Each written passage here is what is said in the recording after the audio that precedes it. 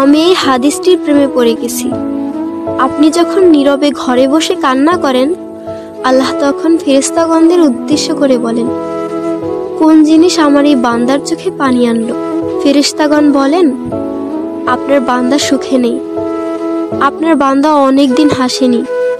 এই বলে ফেরেশতাগণ কান্না করতে থাকেন এবং আল্লাহকে বলেন, হে আমার রব, আপনি জানেন আপনার এই বান্দার হৃদয়ে কি রয়েছে, অতএব আপনি তার জন্য সবকিছু সহজ করে দিন।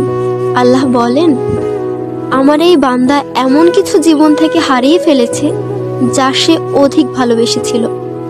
অতএব আল্লাহ বলেন, আমি শপথ করছি, আমার বান্দা তার জীবন থেকে যা হারিয়েছে এর চেয়ে উত্তম জিনিস তাকে এনে দেব, যা দেখে দুনিয়া ও আখিরাতের সবাই বিস্মিত হবে।